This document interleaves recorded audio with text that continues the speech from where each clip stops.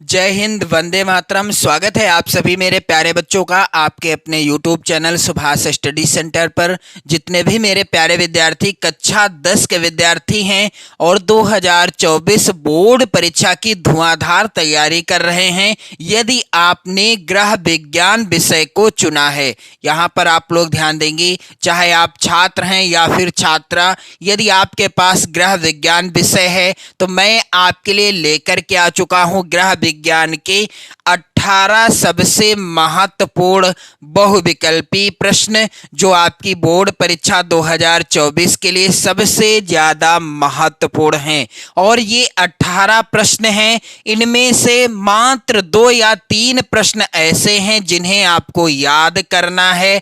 बाकी ज्यादातर यानी आप 15 प्रश्न ऐसे देखेंगे जिन्हें आपको समझना है। तो समझने वाले प्रश्नों को यानी इनका आंसर मैं आपको ऐसा समझाऊंगा कि आप परीक्षा तक बिल्कुल भी किसी भी हालत में भूल नहीं पाओगे। तो मेरे प्यारे बच्चों, मैं आपको एक चीज और बताना चाहूंगा कि गृह विज्ञान का जो पहला चैप्टर है, जिसका नाम है शिक्षिका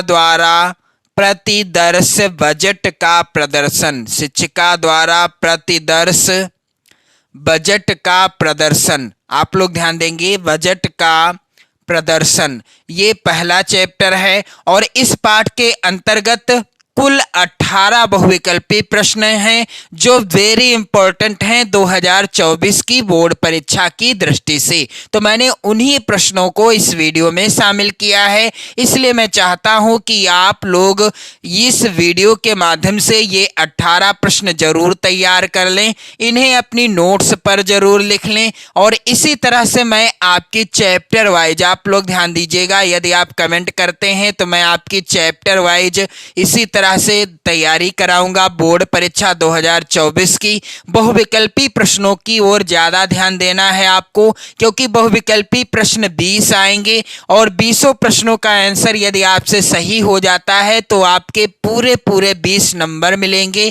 क्योंकि यहां पर राइटिंग वगैरह के नंबर नहीं कटते हैं, बस आप OMR सीट को अच्छे से भरिएगा। तो मेरे प्यारे बच्चों, 20 बहुविकल्पी प्रश्नों को दृष्टि में रखते हुए आपको प्रत्येक विषय में बहुविकल्पी प्रश्नों पर ज्यादा ध्यान देना है। इसी तरह से मैं सामाजिक विज्ञान विषय की यानी SST की भी धुआंधार तैयारी करा रहा हूं चैप्टर वाइज। पहले चैप्टर की वीडियो मैंने प्रोवाइड करा दी है, आप लोग चैनल की प्लेलिस्ट में जाकर देख सकते हो। तो चलिए, आपका ज्यादा मैं समय नहीं लूंगा, क्योंकि आपको बोर्ड परीक्षा की धुआंधार तैयारी करनी है। पहला प्रश्न यहां पर है, जिस बजट में कुल आय से कुल व्यय अधिक हो उसे कहा जाता है।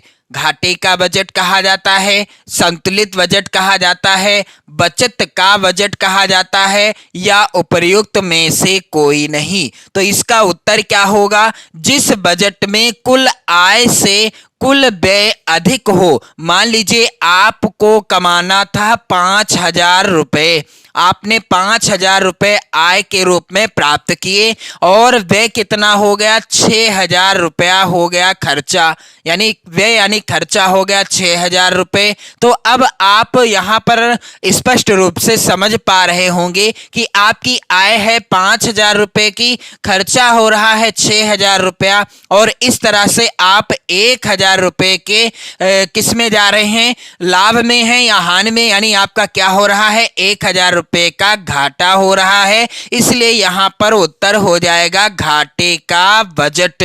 जिस बजट में कुल आय से कुल व्यय अधिक हो उसे क्या कहा जाता है? घाटे का बजट। मैंने आपको कहा ना कि मैं आपको अच्छे से समझाऊंगा। आप लोग वीडियो जरूर शेयर कर देना अपने सभी इष्ट मित्रों में, और सबसे जरूरी बात कि आप इन प्रश्नों को अपनी नोट्स पर जरूर लिख लेना यदि आप अच्छा स्कोर करना चाहते हैं तो। मेरे प्यारे बच्चों, अगला प्रश्न है यहाँ पर, कौन सा बजट का मुख्य मद नहीं है? दिए गए विकल्पों में से कौन सा बजट का मुख्य मद यानी आवश्यकता या आवश्यक चीज नहीं है? तो भोजन, शिक्षा, मकान और फैशन। तो भोजन है बजट का मुख्य मद, शिक्षा भी है बजट का मुख्य मद, मकान के लिए भी बजट की जाती है, लेकिन फैशन जो है यहाँ पर हो जाएगा राइट आंसर। यह बजट का मुख्य मद नहीं है। बाकी तीनों यहाँ पर क्या है, यहाँ पर सही तो वैसे ये तीनों हैं, लेकिन विकल्प यानी प्रश्न के अनुसार ये वाला विकल्प सही हो जाएगा। अगला प्रश्न है मेरे प्यारे बच्चों, यहाँ आप लोग ध्यान दीजिएगा, बजट में आय व्यय का विवरण कितनी अवधि का होता है। विकल्प इस प्रकार से हैं, पहला है 1 सप्ताह, दूसरा है 1 माह, तीसरा है 1 वर्ष और चौथा है 1 निश्चित अवधि। तो बजट में एक आय व्यय का विवरण जो दिया गया होता है, यह कितनी अवधि यानी समय के लिए होता है। इसका उत्तर हो जाएगा 1 माह। यहां पर हो जाएगा विकल्प 1 माह इज द राइट आंसर।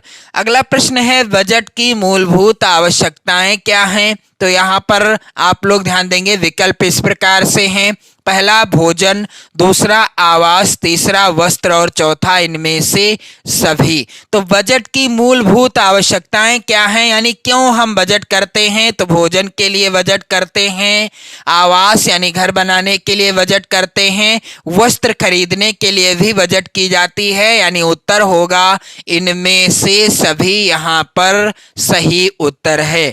अगला प्रश्न है, किसी परिवार का निश्चित अवधि में होने वाला आय व्यय का लेखा जोखा कहलाता है। तो आप सभी जानते हैं, किसी परिवार का निश्चित अवधि में यानी 1 माह में होने वाला, उदाहरण स्वरूप 1 माह में होने वाला आय यानी कितनी आमदनी हुई, कितना खर्चा हुआ, उसका जो लेखा जोखा होता है, ये जो विवरण होता है, इसे हम क्या कहते हैं मेरे प्यारे बच्चों। यहाँ पर हो जाएगा इसका राइट आंसर बजट। क्या कहते हैं, बजट कहा जाता है।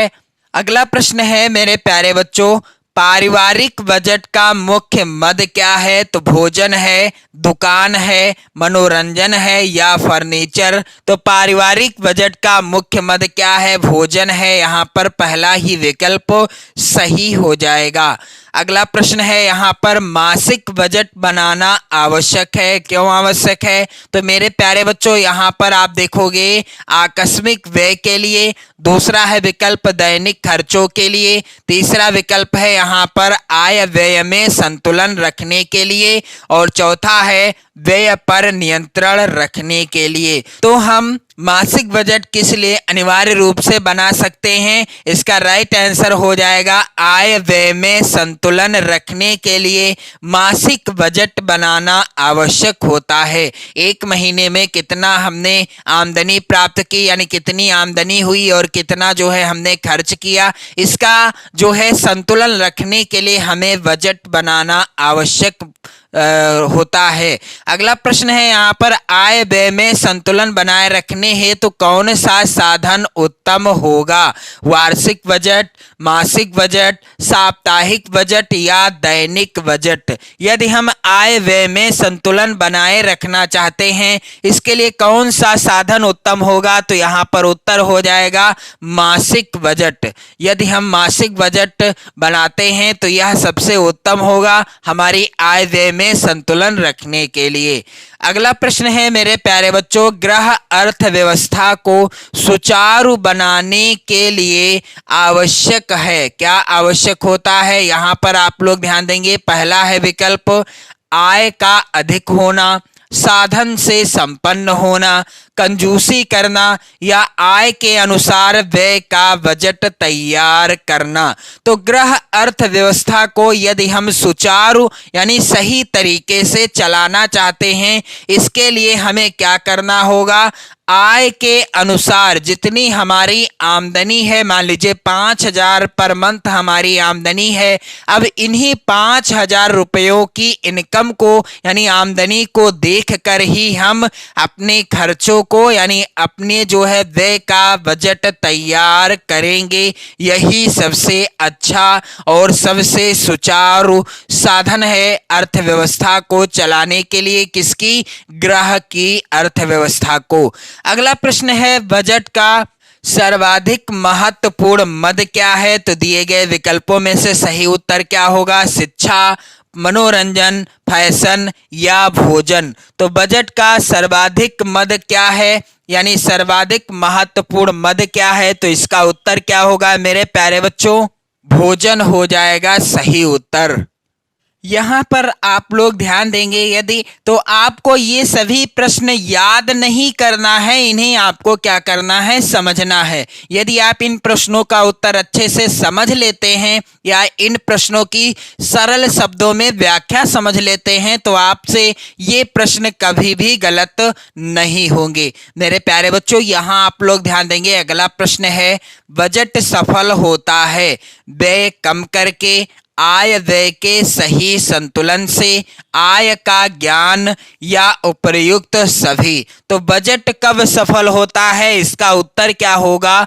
बजट जो है सफल होता है कब? जब हमें आय व्यय के सही संतुलन की जानकारी प्राप्त हो जाती है, तब जो है बजट क्या होता है, संतुलित हो जाता है। यानी हमारा आय कितना है, हमारी आय कितनी है, हमारा खर्चा कितना है, जब हम इसका जो है सही संतुलन बना लेंगे तब बजट हमारा क्या होगा, सफल हो जाएगा।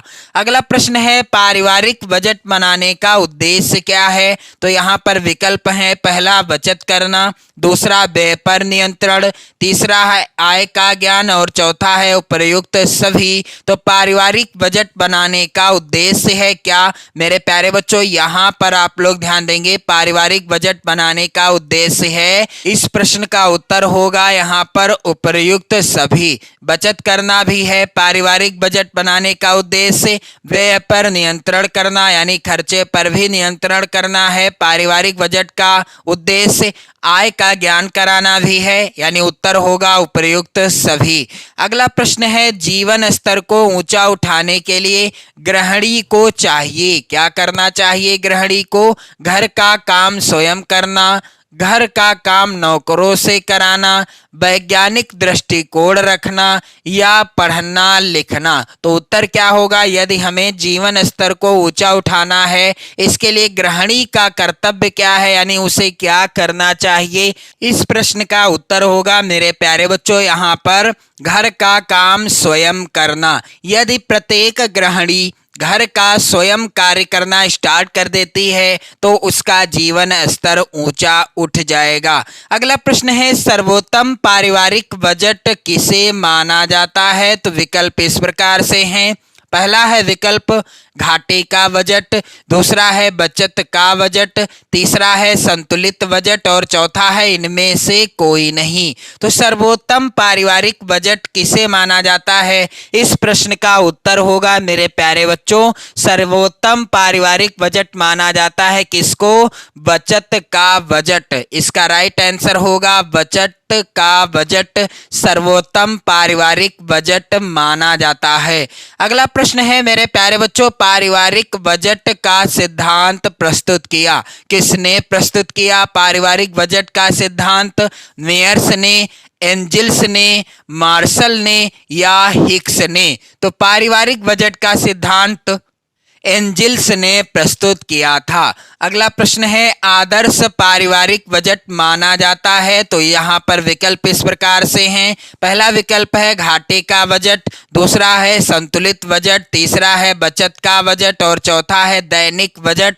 तो आदर्श पारिवारिक बजट माना जाता है, इसका राइट आंसर क्या होगा मेरे प्यारे बच्चों? यहाँ पर आप लोग ध्यान देंगे, आदर्श पारिवारिक बजट किसे माना जाता है?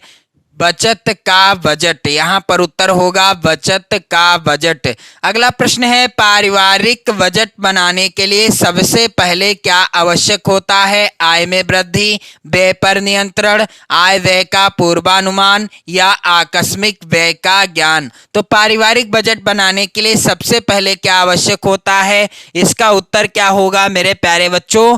पारिवारिक बजट बनाने के लिए सबसे पहले आवश्यक होता है व्यय पर नियंत्रण। यदि हम अपने खर्चों पर व्यय यानी खर्चों पर नियंत्रण कर लेते हैं तो हम पारिवारिक बजट बनाने में सफल रहेंगे। यदि हम अपने खर्चों पर भी नियंत्रण न कर पाए तो हम पारिवारिक बजट कैसे बना पाएंगे? तो यहाँ पर उत्तर होगा व्यय पर नियंत्रण करना।